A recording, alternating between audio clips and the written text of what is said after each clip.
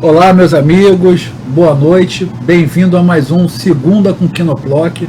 Bom, queria agradecer a presença de todos.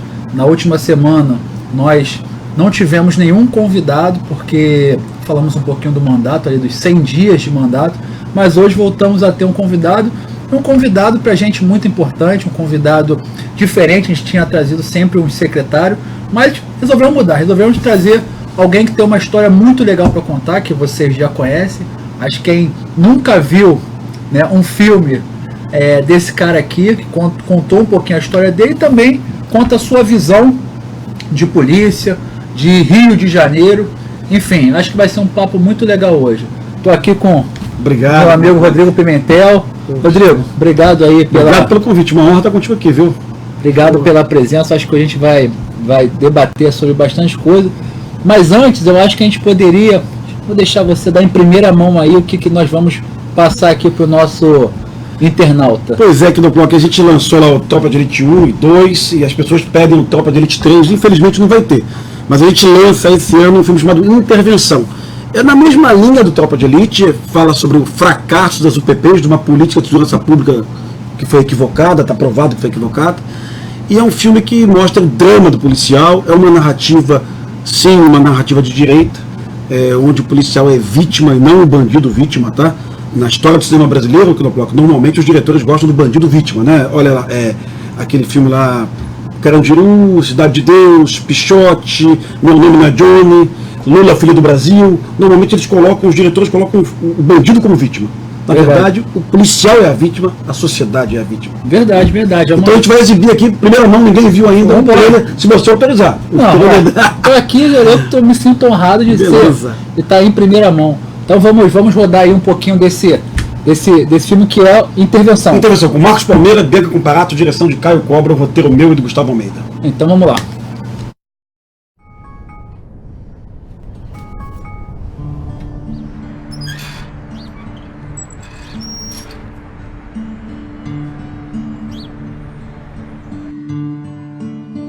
Tem filho, Arthur? Tem condição não, chefe. É bom que aqui você ganha um monte de filho. Eu vou dar um bisu pra vocês, hein? Todo policial tem que ter uma renda complementar, porque já viu nosso salário como é que é, né? A questão é que essa pacificação, ela é um produto do governo do estado. Ela é uma paz falsificada. Joaquim, 3 cafezinhos pingadinhos aí, 3 pão na chapa. E a gente só pode aceitar uma política de segurança quando ela for igual para todos. Sou trabalhador, tio. Levanta a camisa. A política da UPP não é acabar com o tráfico. É dar garantia para que a população possa ir trabalhar e voltar com tranquilidade. Tu tá acreditando nessa propaganda enganosa? Tu acha mesmo que terminou o tiroteio na comunidade? O que vocês só querem saber é que vocês podem nos acusar, nos criticar. E o pai de família que tomou um tiro de fuzil?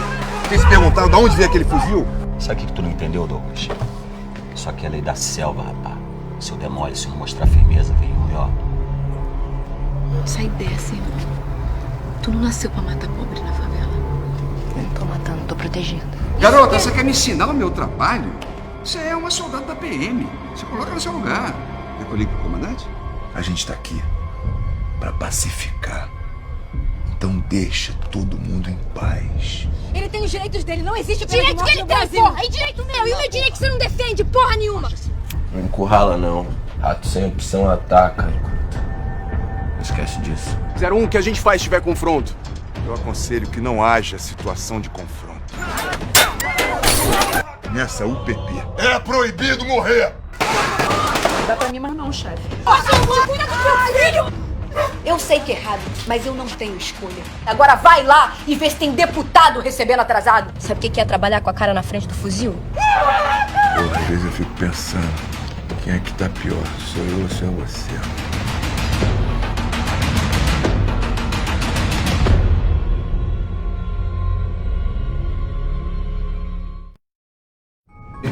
Vamos lá?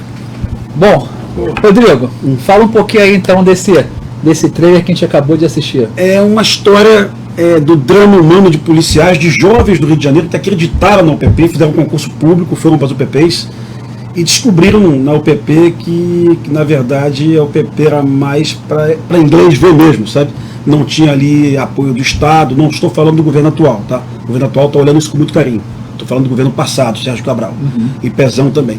Então o policial chegava no UPP, ele tinha lá uma base abandonada de container, em condições precárias, e o policial não tinha onde ir ao banheiro, não tinha o que comer, e ele sofria ataques diários do tráfico. A polícia militar estava sozinha ali naquela ação, que deveria ser acompanhada por urbanização, por limpeza urbana, por políticas sociais. Então o PP foi um fracasso. E a gente conta a história dessa juventude que acreditou nesse momento. Eu também acreditei no UPP, tá? Eu estava lá no RJTV todos os dias falando bem do UPP. Mas a UPP provocou um problemão no Rio de Janeiro. As comunidades precariamente ocupadas pela polícia, os bandidos desceram para o asfalto e nós tivemos uma explosão de roubos de rua que a gente não tinha no Estado há décadas. Então a UPP verdadeiramente não fez um bem para o Rio de Janeiro, não, sabe? A gente paga até hoje por essa política equivocada. Engraçado que eu me lembro dessa política da UPP, algumas coisas ficam marcadas, né? Uma é minha amiga, a Capitã Priscila, que foi ali que começou o projeto no Santa Marta, né? Qual o comandante do 6º Batalhão, 6º Batalhão, minha área. Outra de um comercial do governo do estado, né?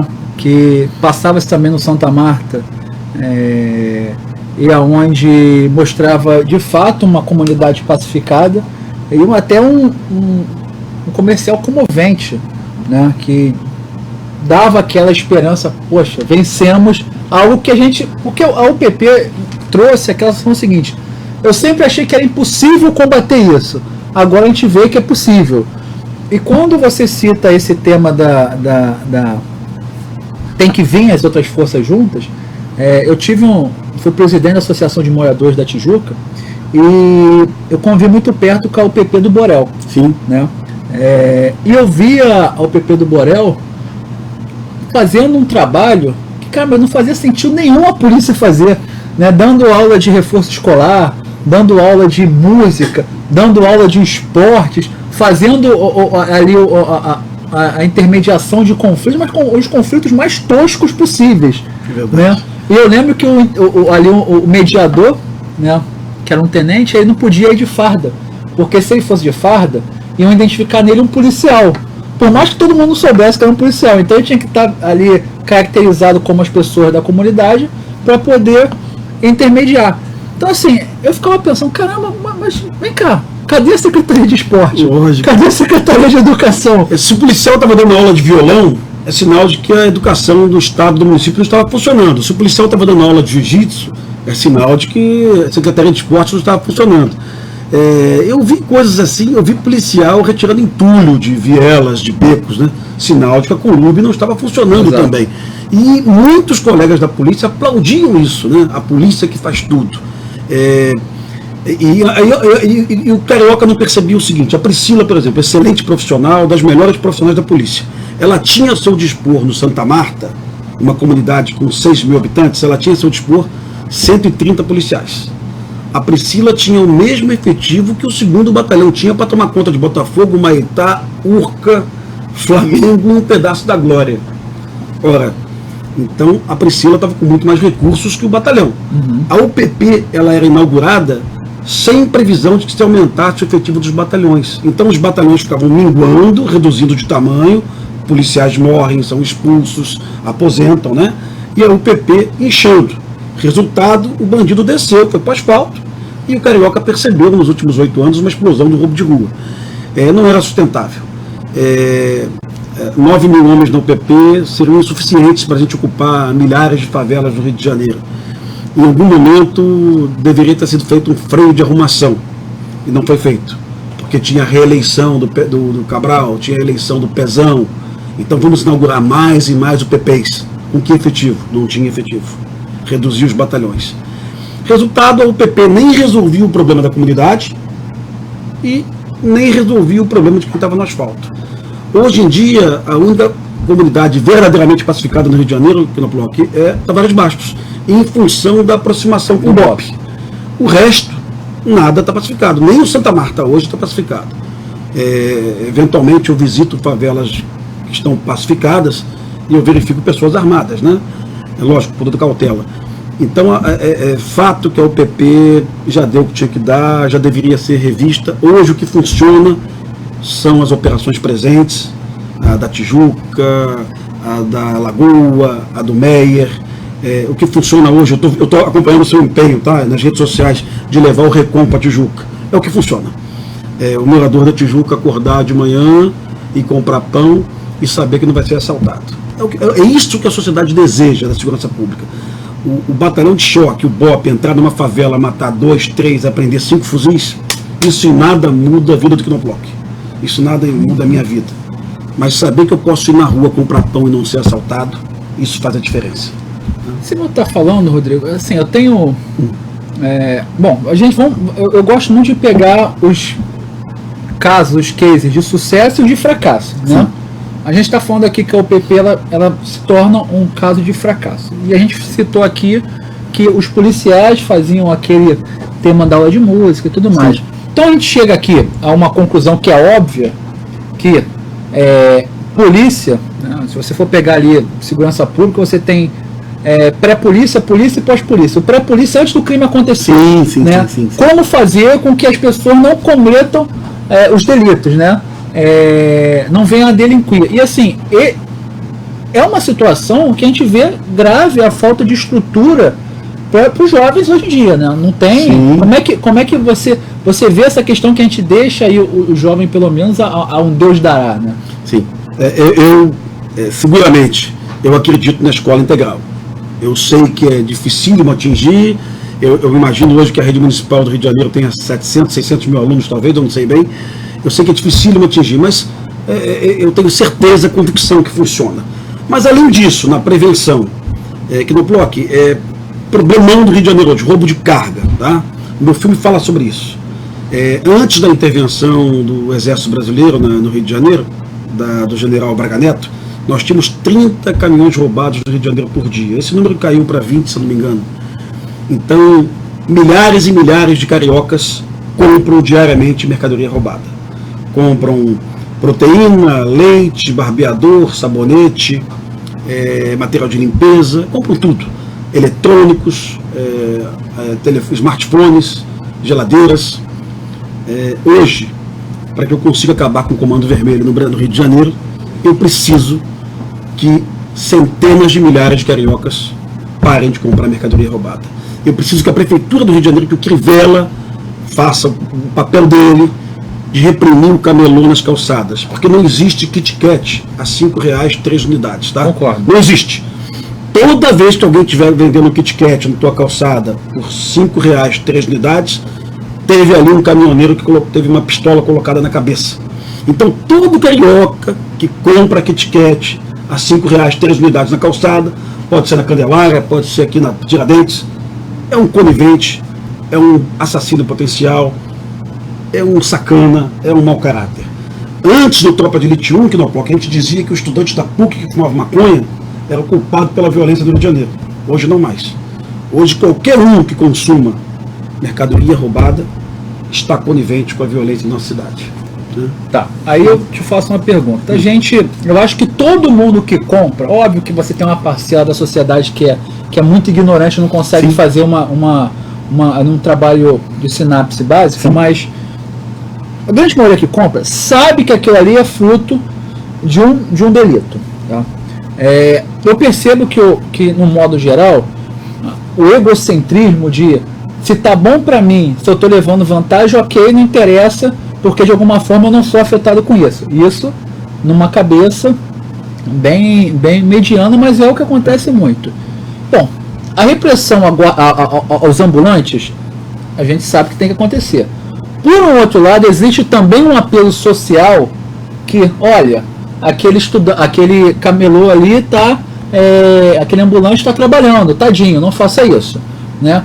Então, como é que a gente atinge ali o ápice? Porque o governante também, por sua vez, ele não quer perder a popularidade. Às vezes você faz um projeto de lei que ninguém lê a lei e te metem a bolacha, né? E porque simplesmente existe ali uma conotação que pega e por aí vai. Aí minha pergunta é, por onde ir nesse caminho? Olha aqui, eu acredito muito na cultura de massa, eu acredito no cinema. Vou puxar a sardinha para o meu lado aqui. Tropa de Elite 1, eu visito universidades semanalmente, eu visito a universidade. Eu vejo vários estudantes que levantam a mão e falam, eu parei de fumar maconha depois que eu vi teu filme. Pô, você precisou assistir um filme para entender que a maconha é vendida por um assassino? Muito obrigado, mas não precisava de ver um filme disso. Tá? Eu conheço juízes, desembargadores, jornalistas no Rio de Janeiro que disseram para mim que mudaram a opinião sobre milícia depois que assistiram Tropa de Elite 2. Lembra bem que antes do Tropa de Elite 2, uma capa do jornal Globo, as vantagens e desvantagens das milícias do Rio de Janeiro. Não existe vantagem em milícia. A milícia mata pessoas. Tá? A milícia impõe o candidato a deputado no bairro, a vereador no bairro. Não tem vantagem nenhuma. Sabe? Mas a Rede Globo, naquele ano, tinha lançado uma novela do Antônio Fagundes, que é a Portelinha, onde o Antônio Fagundes era o bom miliciano, sabe? Ajudava todo mundo. Como já tinha lançado anteriormente, quem fazia era o José Wilker, que era o contraventor, lembra disso? Exatamente, o bom contraventor, porque também não existe bom contraventor. Então, aí, depois do Tropa de Elite 2, milhares de brasileiros acordaram para a ameaça, que significa as milícias do Rio de Janeiro.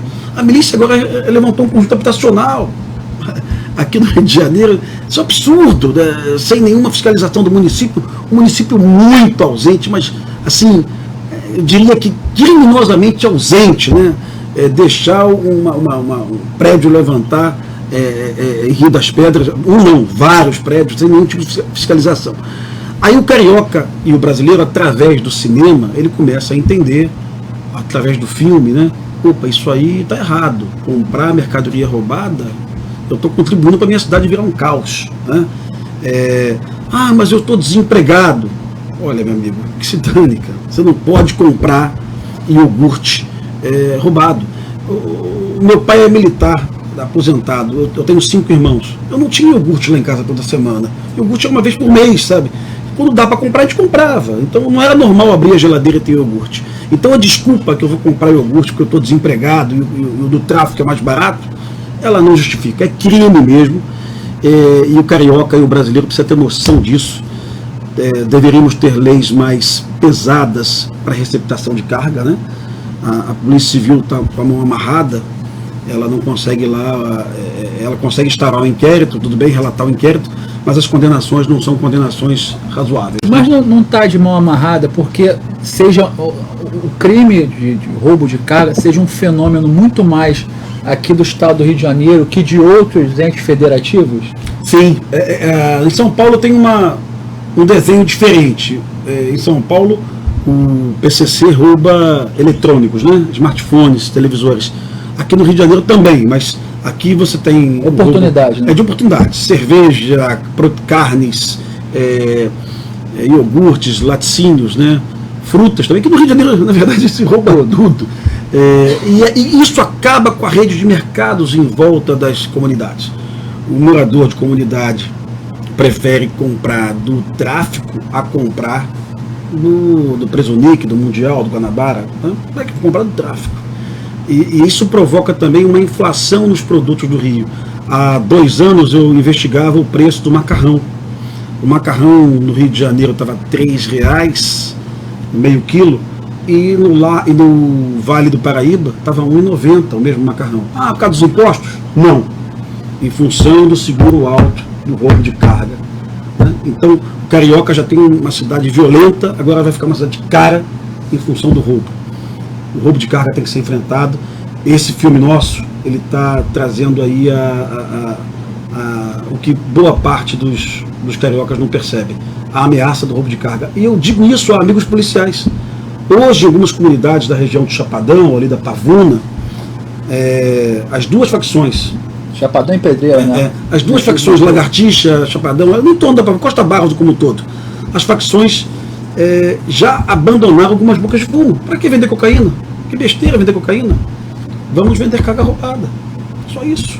Dá muito mais dinheiro, muito mais gente comprando carga roubada do que tirando cocaína, né? E se a polícia chegar lá e prender, receptação. 2 a 5 anos, pena máxima 5 anos, pena média 4 anos, você responde em liberdade. Ou seja, vale a pena roubar carga no Brasil. Não, é quase certeza da não punição. Né? É triste, né? É triste, mas assim, os sinais vão sendo dados ao longo do tempo. A gente estava falando do PCC. O PCC, por exemplo, ele estava inovando em ataques cibernéticos, fazer sequestro de dados e tudo mais, porque ele via ali uma forma de ganhar dinheiro e você ia ser inserido ali no máximo ali ou no Marco Civil, na Lei Carolina Dickmann, coisas baixas que não faz diferença. Agora você citou ali na conversa o tema do sistema presente. Né? É um sistema que vem dando certo, mas ao meu ver, eu sou um dos maiores defensores. A gente agora está trabalhando a expansão da Tijuca. O Rodrigo Amorim, junto com o Gutenberg, o secretário de governo, conseguiram fazer o de Botafogo. Bangu, lá com o deputado e com o governador, o deputado Galberto. Baixada foi uma costura muito grande, enfim. Só que, ao meu ver, a gente está esquecendo um pilar muito básico na segurança, que deu certo no mundo inteiro, que é a tecnologia. A gente aqui, os sistemas de tecnologia são muito arcaicos. O carro hoje é roubado e a gente não sabe por onde ele está passando, as câmeras não são interligadas, não tem reconhecimento de placa, não tem reconhecimento facial, não tem nada. Né? Então fica tudo na mão do policial. Então, quando você vê uma operação policial na rua, foi roubado dá um exemplo aqui, um Corolla preto. Corolla preto, foi lá, passado lá para Maré Zero, Corolla, tal. Aí uma viatura na rua, vê aquele Corolla passando, muito similar, né? Ele tem ali frações de segundo para decidir o que fazer. Você joga toda a responsabilidade da Polícia Militar e para a Polícia Civil de algo que a tecnologia poderia fazer. Lógico. Né? Então, assim, a gente está gastando mais, porque quando você emprega mais recursos humanos, é muito mais caro que a tecnologia. Lógico. E a tecnologia, ela poderia ter com inteligência artificial, ela poderia descobrir padrão do carro que participa de assalto. O carro que dá 5 voltas na mesma rua, fugiu do padrão normal. Eu conheço algo no Rio de Janeiro, até de um partido que eu não voto, que eu não tenho ligação afetiva, mas eu tenho que fazer uma justiça aqui. Maricá colocou um sistema de câmeras que está funcionando bem, sabe? Assim, o secretário acho que é o Celso, o Celso com certeza, secretário de Segurança Pública de Maricá. Municípios deveriam ser chamados à responsabilidade, Friburgo, Petrópolis, Volta Redonda, né? O Estado não vai ter mão para alcançar todo mundo, mas essa seria, boa parte dos municípios do Vale do Paraíba e da região serrana possuem 2 ou 3 acessos, né? A gente poderia realmente ter todos os municípios monitorados com sistemas de câmeras e tecnologia que pudessem informar a PM imediatamente um carro roubado em outra cidade que entrou no município. Isso é reduzir o número de homicídios, de assaltos, de roubo, ia reduzir a possibilidade do traficante ficar andando pelo estado do Rio de Janeiro. Você sabe que eles já estão em Cabo Frio há 5 ou 6 anos, né? Já ocuparam favelas em Cabo Frio e na região dos Lagos. Isso é muito triste, porque é região turística. A gente está acompanhando agora o que eles fizeram em Angra dos Reis. Acabaram também com a região de Angra dos Reis. Está lá um processo do BOP lá toda semana tentando reverter, mas é difícil demais. Antes o tráfico estava só na região metropolitana. Agora as facções estão dominando as comunidades em quase todo o estado. Isso é muito, mas vai ter reversão, tá? Eu tenho muita fé no que está sendo feito no Rio de Janeiro hoje. Eu nunca disse isso para o governador Wilson Witzel, eu não votei nele. Eu votei no Eduardo Paes. Mas eu estou gostando muito de acompanhar mensalmente a queda dos números de homicídio, de roubo, né? Eu acho isso um excelente sinal de que a coisa está indo bem, né? E até eu acho que, em cima de tecnologia, acho que seria um golaço para o governo do estado do Rio de Janeiro que ele de fato criasse, porque fica sempre subjetivo tecnologia, que ele de fato criasse até uma Secretaria de Estado Inteligente. Hoje você tem esse conceito de cidades inteligentes, né? Smart Cities, né? Seria muito importante, porque hoje você tem os órgãos muito sucateados nessa área, e não adianta a gente tampar o sol com a peneira. A gente vai começar daqui a pouco a ter um inflacionamento muito grande de contingente, e depois a gente vai ter dificuldade em fazer folha, fazer tudo isso. Sim. É apenas uma visão agora. Óbvio que enquanto não tem isso, a gente tem que botar assim o sistema presente, até porque o sistema presente tem uma coisa muito legal que o PP era para ter, que é aquela proximidade junto ao morador, né? O sistema presente é a UPP no asfalto que está dando efetivamente certo. A Lagoa Presente, ela foi estabelecida depois da morte do médico, isso, né? O Guzman, né? Lamentável. De lá para cá, tivemos só um homicídio na Lagoa, foi o dono do pedalinho que foi assassinado. A DH está investigando, inclusive. Mas hoje você pode, com tranquilidade, pedalar na Lagoa à noite, que é um cartão turístico um cartão turístico do Rio de Janeiro. Você pode hoje frequentar a Lapa de noite. Você pode andar na Dias da Cruz com mais calma, de tarde no calçadão. Então realmente, onde ela chega, o resultado é quase que imediato. E a UPP hoje, onde ela está estabelecida, em muitas das favelas, você teve aumento do enfrentamento. Porque a UPP está frágil, está pequena, ela tenta realizar o patrulhamento, começa o enfrentamento. E o morador não gosta de enfrentamento. Tá? Não é que o morador não gosta da polícia, isso é mentira. O morador não gosta do tiro, da bala perdida e da guerra e da confusão. Isso é fato. Mas vamos lá, tem dias melhores virão, viu, Knoplok? Eu tô esperando. Eu fui morador da Tijuca, né? Morei na Tijuca há 7 anos, estudei no colégio militar, morei na Muda e morei na usina também. E eu acho que o Recon na Tijuca já traz ali uma coisa boa de uma tranquilidade maior, mais viatura circulando, mais gente ali. Eu vou fazer algumas perguntas aqui. Com relação ao Recon, sabe que é um caso engraçado, né? Porque o Recon é a cavalaria também, né? Porque os animais, quando vêm fazer os jogos no Maracanã, vêm lá de Campo Grande, né? E o Choque expulsa todo mundo, expulsou o RP Monte, que aliás ali sempre foi cavalaria, né? Expulsou o RP Monte e o Recon está no Choque hoje, e eles estão quase com o ultimato de expulsão. Então a gente tem 2 terrenos lá da Rio Trilhos, que é do Estado.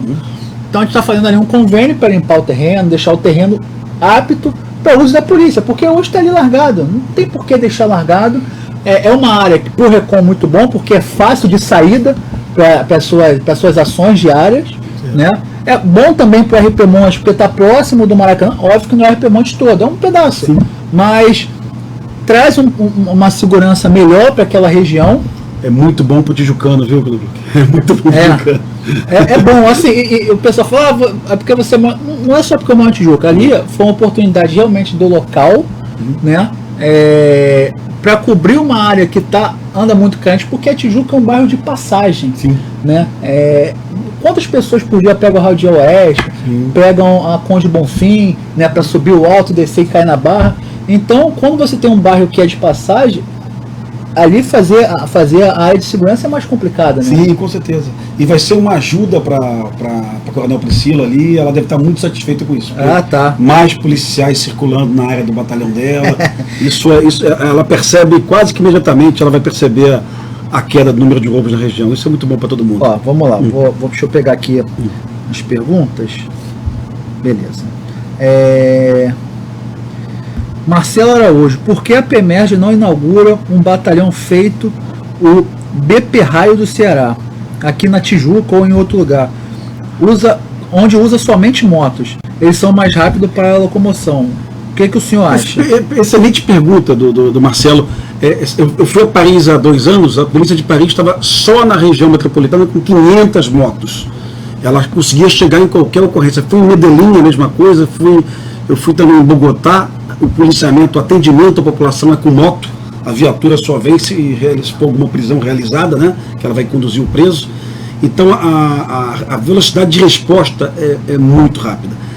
Há uma semana teve um problema em Niterói e o batalhão de choque teve que dar apoio em Niterói. As motos do choque chegaram a Niterói saindo do Rio de Janeiro, tá, às 6 da tarde, chegaram a Niterói em 15 minutos. Um pelotão de 30 motos. Olha como isso dá velocidade. O Araújo tem toda a razão. O BP Raio é uma tropa de elite no Ceará. São policiais motivados, bem treinados, que atuam em toda a região de Fortaleza com muita velocidade. O GTM deveria ser igual ao BP Raio. O GTM é o Grupo Tático de Motocicleta dos Batalhões de Choque, que acabou de receber 400 motos, tá? Mas poderia atuar em todo o estado do Rio de Janeiro. Com certeza seria uma ideia maravilhosa a ser apresentada para o Coronel Figueiredo, comandante da Polícia Militar. Legal. Bom, vamos lá. Anderson Paganini. Hoje vemos a divisão entre esquerda e direita bem aparente na política de combate à violência. Uma trata esse combate como uma medida imediata, outra como uma proposta de inclusão. Ao meu ver, na situação atual do Rio de Janeiro, o enfrentamento é a única saída possível para os maus governos passados que foram feitos. Minha pergunta é: como assegurar que feita a incursão e sendo bem sucedida, com a prisão ou o abate do criminoso, como garantir que a cadeia de sucessão não avance? Ou ainda melhor, como garantir que esses presos ou abatidos sejam sucedidos por crianças ou pessoas que antes não faziam parte desse movimento? Paganini, pergunta maravilhosa também. Eu concordo com o Paganini, uma grande operação policial, onde você vai ter enfrentamento, vão morrer bandidos, eventualmente um policial possa ser ferido, né? Você realizar uma operação dessa, para depois você perder todo o êxito dessa operação e retirar sua tropa, eu acho meio burrice, ok? Então, se você planeja uma grande operação numa comunidade, com altíssimo risco, então pelo menos vamos guardar aquela posição.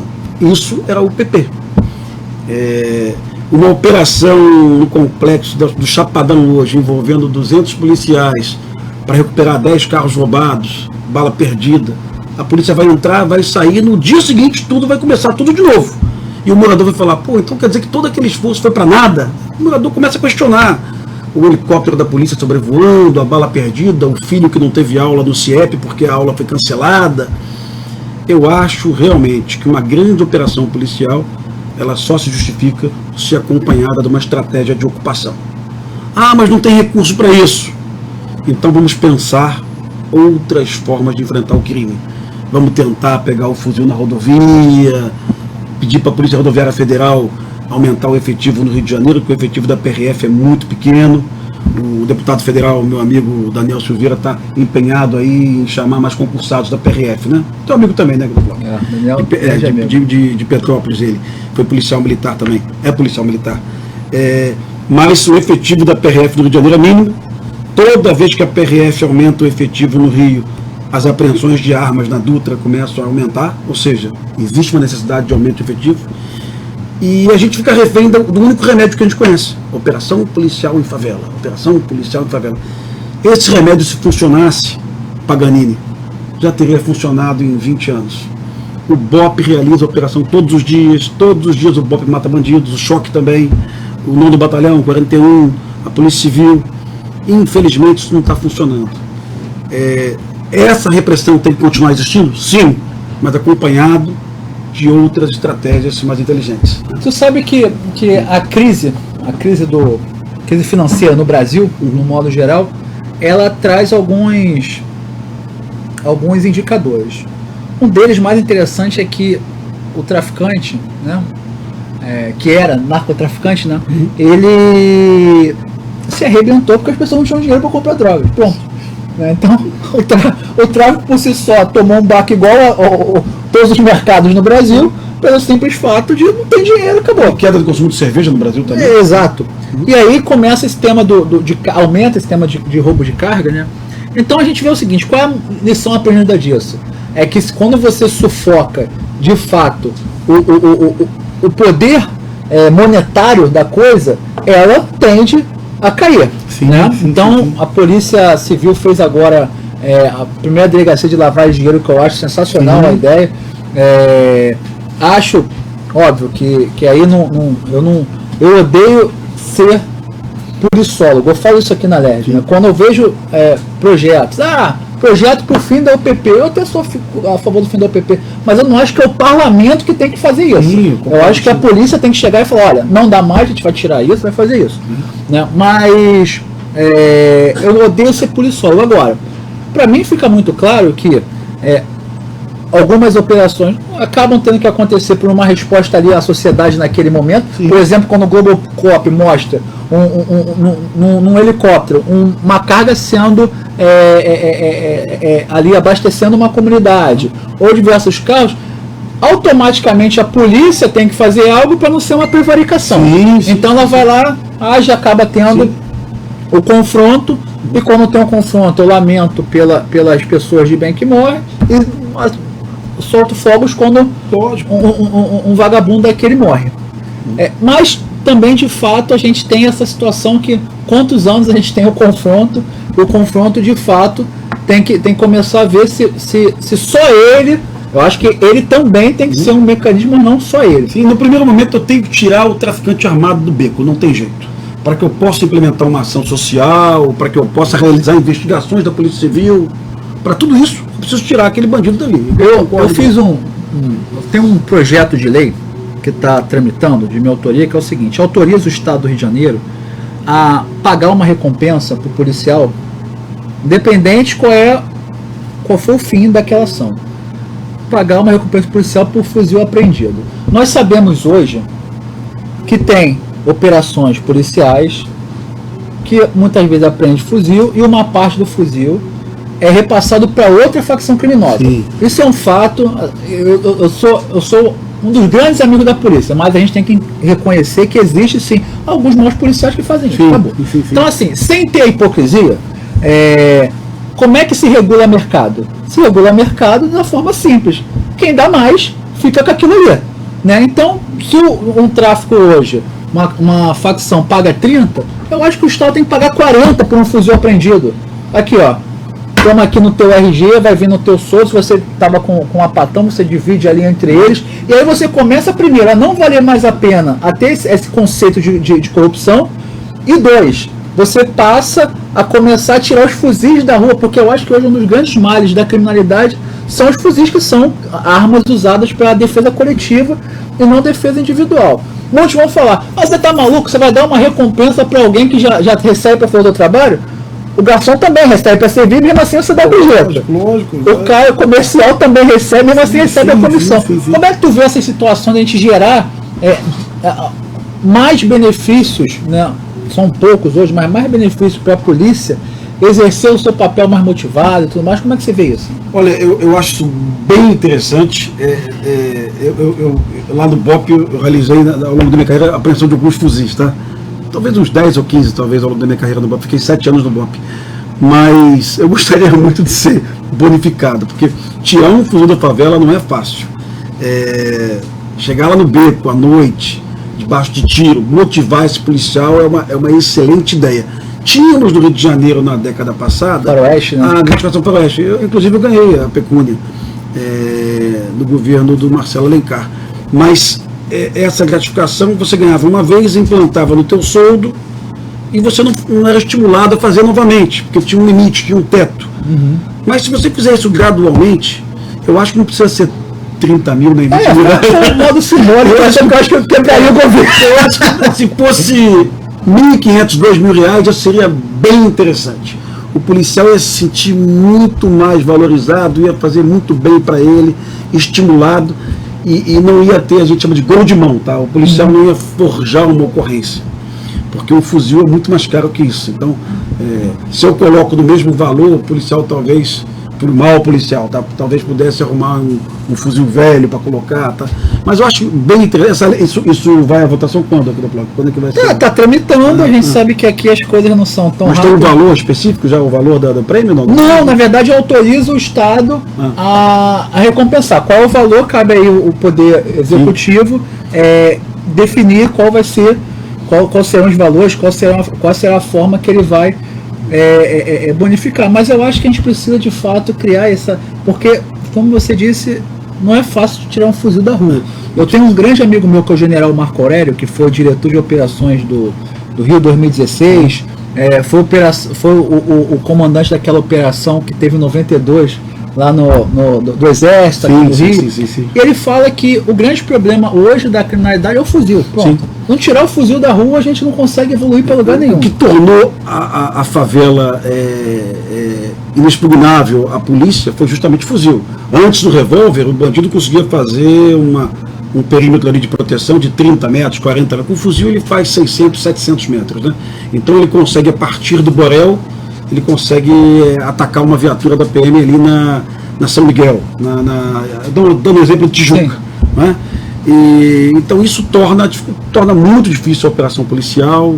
A maioria dos policiais mortos em combate no Rio de Janeiro, nas últimas 24 horas, está aqui no bloco. Foram 3 policiais mortos, tá? Pois é, a gente estava com os índices baixos, né?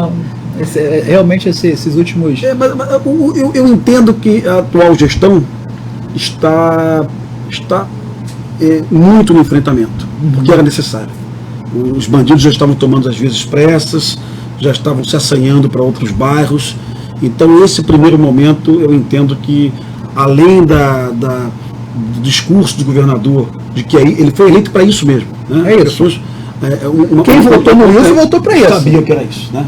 Votou para, se pudesse, a gente tem uma Constituição em vigência, né? Se pudesse, de fato, teria caído um míssil ali nos bandidos, né? Não na cena as pessoas entendem, assim, quando tem, inclusive os ataques americanos em diversas localidades israelenses, sim. você direciona para aquela região cirúrgico. Bom, deixa eu te fazer mais uma pergunta aqui, da Inan Voeg. Caramba, quantos policiais militares, na sua visão, são necessários para dar conta da criminalidade hoje no estado do Rio de Janeiro? Qual é hoje a nossa ali, nosso gap, né? Quantos mais a gente precisava? Olha, nós tivemos 48 comunidades ocupadas pelas UPPs do Rio de Janeiro. Só para o UPP, o governo Pezão e Cabral, foram contratados 9.000 policiais. Entendendo que o Rio de Janeiro tem mais ou menos 1.000 favelas, né? Eu imagino que com 400, 500 ou 600 mil policiais, ainda assim a gente não daria jeito. Eu levei um policial americano na Rocinha para conhecer a Rocinha. Esse policial tinha sido membro de um time especial americano, de um SEALs, né? Ele andava nos becos da Rocinha comigo. A Rocinha tem 77 mil habitantes, mas tem dezenas de quilômetros de becos de 1,5 metro de largura, né? Que são becos escuros, porque a luz do sol não bate. E eu perguntei para ele quantos militares aqui para ocupar essa comunidade. Talvez uns 15 ou 20 mil. Né? A UPP da Rocinha chegou lá no auge dela a ter 1.100 policiais. Né? Ou seja, na Rocinha eu teria que colocar 15 mil homens. Né? Então é absolutamente inviável. Então a resposta é tecnologia. A resposta é urbanização, retificação de ruas. O Rio de Janeiro fez isso no início do século XX para combater a dengue, a malária e a febre amarela. Né? Olha só que interessante, ó. Para combater a dengue, a malária e a febre amarela, nós abrimos uma escola de saúde pública, né? Oswaldo Cruz, né? Nós vacinamos, retificamos as ruas, limpamos as ruas. Não existia uma solução única para enfrentar a dengue, a malária e a febre amarela. Eram várias soluções. Não existe uma solução única para combater o crime.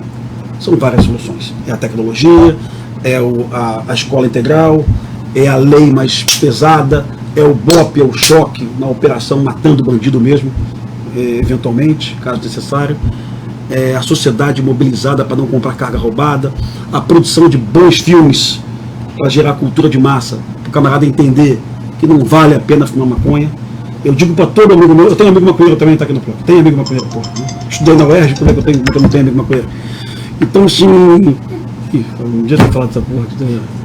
Mas tem amigo estudei em vários cursos aí. Não, mas porra, mas maconheiro tem. Então eu tenho que dizer para o meu amigo maconheiro.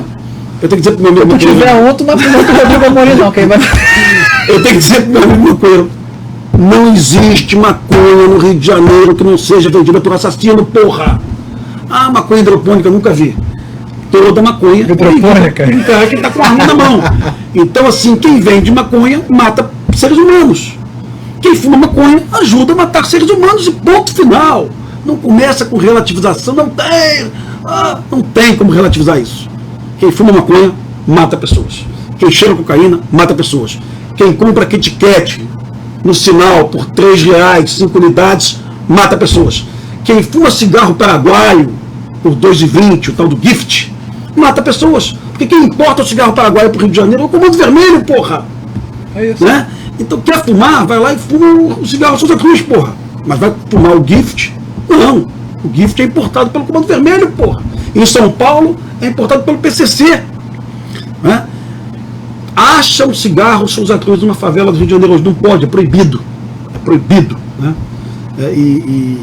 Então, assim, talvez a solução fosse a redução do imposto do cigarro brasileiro. Mas vai falar isso com o pessoal da saúde. Não, vai aumentar o câncer e tal. Né? Então são 1000 ações para você enfrentar o crime no Rio de Janeiro hoje. Tá? É engraçado porque a gente vive uma situação de bosta, né? Porque olha só, vou dar um exemplo. Eu tive agora em São Francisco, né, uma missão oficial, que nós fomos lá para ver diversas coisas, né? O exemplo da Baía de São Francisco, como a gente utilizar na Baía de Guanabara, as universidades de Berkeley, como fazer convênio com a universidade daqui, enfim. E aí eu conversando com lá o agente, né, como fosse o secretário de desenvolvimento econômico, cara, vocês vivem felizes aqui com esses homeless, que são os drogados, sim, né? Morador de rua. Morador de rua, e lá a droga metafetamina, esses troços todos são liberados. Cara, eu acho horrível você andar aqui em downtown e ter essa quantidade de gente. E eu ouvi um negócio que eu nunca pensei ouvir na minha vida. Não, deixa os caras aí. Mas por quê? Porque eles me dão dinheiro. Te dão dinheiro? Pô, como te dão dinheiro? Porque é o seguinte, aqui é a capital hoje dos homeless. Tem gente dos Estados Unidos inteiro, inclusive da Europa e tal. Todo mundo sabendo disso, a gente tem um monte de ONGs, um monte de sociedades que dão donativos para a cidade de São Francisco, para cuidar deles, a gente repassa 10%, os outros ficam para a cidade e estão ligando dinheiro. É algo surreal, porque a gente tem os cracudos no Rio, e a única coisa que eu penso com esses cracudos é sumir com os cracudos. Você está dizendo que aqui é o contrário, você quer que tenha os caras aqui. E aí, estou fazendo esse contexto para ir numa pergunta.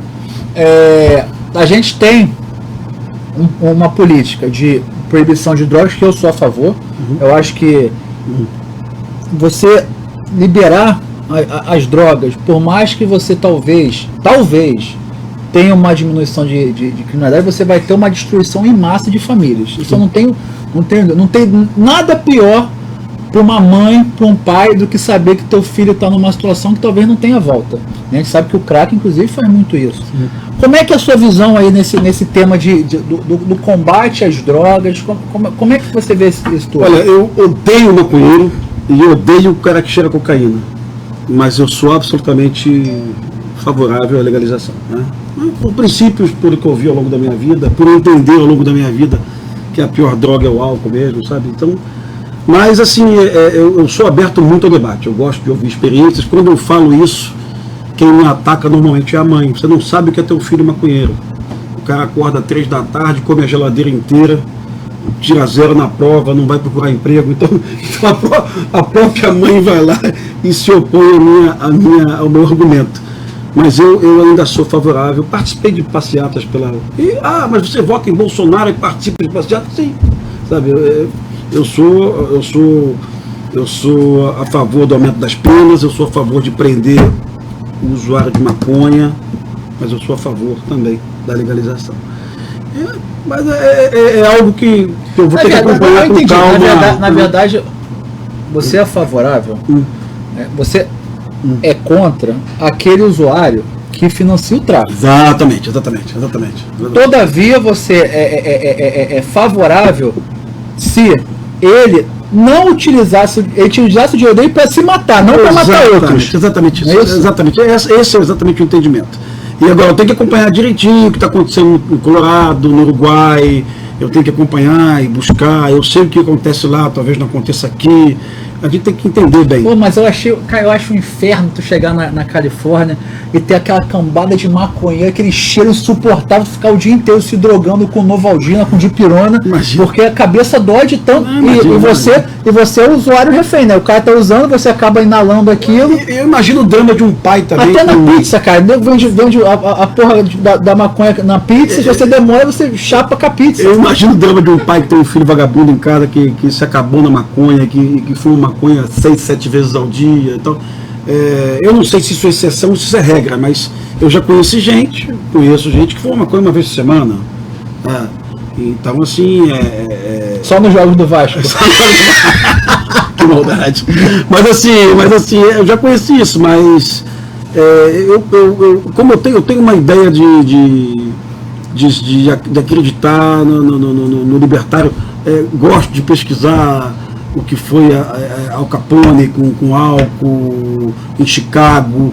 Eu gosto de entender o que foi a lei seca nos Estados Unidos, como que a lei seca produziu crimes nos Estados Unidos, sabe?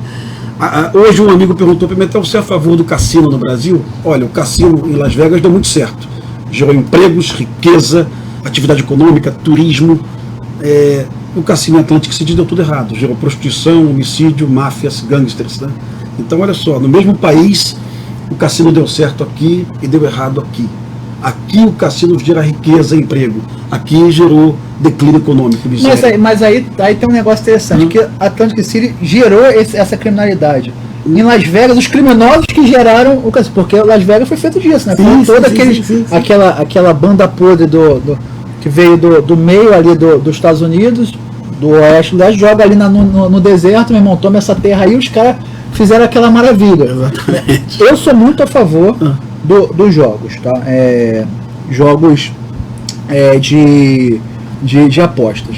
Inclusive, a gente tem conversado muito com acho que, se eu não me engano, Las Vegas Corporation, um negócio desse, porque eu acredito... Ela é Nevada, estado de Nevada. Porque eu acredito que você pega, por exemplo, um Boulevard Olímpico e bota ali hotéis temáticos, que nem a gente tem lá na Strip, hotéis temáticos, com Circo de Soleil, com nadar com tubarão, abraçar urso, aquelas porra toda que tem lá, que traz receita.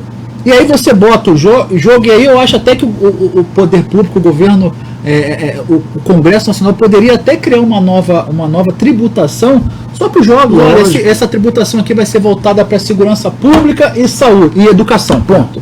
E muito bem regulado, tá? Muito bem regulado. Muito bem regulado. Nevada, o jogo é muito bem regulado em Nevada. Aí, posso te dar de presente aqui um livro? Eu fiz com o comandante do BOP, o Elite da Gestão, tá? Eu, o Coronel Nunes e também o Alexandre Gurgel, que é professor da FGV. Coronel Nunes que está no BOP hoje? Exatamente, é um livro de gestão de times de elite. Tu conhece o Nunes, conhece o Gurgel também, são dois amigões do peito. Meu amigo, obrigado. Eu vou te dar um outro aqui, da minha colega Carla Zambelli. Sim, conheço de nome. Deputada. Não foi golpe. Tá? Então, diz um pouquinho aí os bastidores do impeachment da nossa ex-presidente, né? Que graças a Deus não está mais entre nós no poder do Brasil. Então, muito obrigado, vou ler com carinho. A Mariana me pediu que eu trouxesse o livro que eu estou lendo só para falar com a turma. Eu estou lendo hoje. O cara vai achar que vai ver o Stalin e vai achar que eu estou lendo um livro de comunista, mas não é. É um livro do Oswaldo Pereira, que é um jornalista brasileiro, que era membro do Partido Comunista, foi fazer um curso em Moscou na década de 50, foi comunista, voltou libertário, porque descobriu que Moscou não tinha democracia, que tinha censura, que as pessoas eram oprimidas. Então eu estou lendo esse livro, é um livrão que eu indico para todo jovem que queira se aventurar nessa questão do socialismo, do esquerdopatismo, né? Quem foi lá, viu, não gostou, mudou de opinião. Então estou lendo agora aqui, já estou na página aqui, 159. É uma leitura muito agradável. Quando terminar, eu vou te dar para ler também, viu, Doutor? Muito obrigado. Não que você precise também, mas leitura é sempre bom. Mas é um livrão muito bacana, a aventura dos brasileiros que foram para Moscou fazer curso para melhorar a ideologia, acabaram com a ideologia. Graças a Deus. Meu amigo, eu queria te agradecer por ter vindo, disponibilizar seu tempo. Em primeira mão, passar o trailer do Intervenção, que eu acredito que vai ser um sucesso de bilheteria igual Tropa de Elite 1. Sem recurso público, viu, Bloco? Sem recurso público. Eu aprendi com o Zé Padilha que não tem que fazer filme com Lei Rouanet, não, viu? O filme é uma ação de business, tá? Não tem que usar recursos do governo, do povo brasileiro. Mas isso é engraçado, assim, só para terminar, eu fui num museu chamado Exploratório Museum em São Francisco. Eu perguntei a eles, quanto tem dinheiro público? Nada. Como assim? Não, porque no Brasil existe o conceito de sempre o governo dar um incentivo. Não, calma aí, a gente tem um museu, porque a gente tem que fazer um bem à sociedade, pronto. Não precisa do governo falar que eu tenho que fazer um bem à sociedade. Né? Então, o teu filme com certeza vai ser um bem para a sociedade. Eu sofri primeiro de amnésia, de abstinência de Tropa de Elite, e depois de uma doença que tudo que eu falava era alguma coisa do filme. Isso é um inferno, mas isso foi um inferno para mim, porque em qualquer lugar, alguma ação, alguma algum acontecimento do dia. Eu lembrava de alguma coisa do filme que eu decorei as falas dos dois. E Né? esse filme a intervenção tá tão bom quanto, vai gerar tanto debate, vai gerar reflexão, as pessoas vão mudar de ideia em relação a vários temas. Então, um filme bem legal, bem importante para o Rio de Janeiro atual. Pô, E quando é que tem já previsão? Olha, a gente vai lançar na Netflix, tá? Streaming, e vamos lançar também em 450 salas no Brasil. Ah, legal. Vai simultâneo Netflix? Talvez com 15 dias de diferença. Tá. Possivelmente em janeiro do ano que vem a gente jogou a data para o ano que vem, porque não está fácil lançar filme no Brasil não, tá? A concorrência com Marvel tá difícil, mas faz parte do jogo, tá? Faz parte do jogo. É uma ficção, outra real. Exatamente, mas faz parte do jogo. Rodrigo, obrigado, meu irmão. Obrigado. Ficar com Deus. Pessoal, aí. Canal Conduto Inteligente. Eu lancei um canal então, semana passada, fala aí. Rodrigo Pimentel, no YouTube, Conduto Inteligente, onde eu explico para cariocas e brasileiros o que fazer em situações de limites. Então é YouTube /Rodrigo Pimentel ou Canal Inteligente? Conduta Inteligente. Conduta Inteligente. Muito obrigado. Então, pessoal, acessa aí Conduta Inteligente, do nosso especialista aqui em segurança, Rodrigo Pimentel. Você que nos assistiu até agora, muito obrigado. Fiquem com Deus. E na próxima semana, um novo convidado. Um abraço. Um abraço.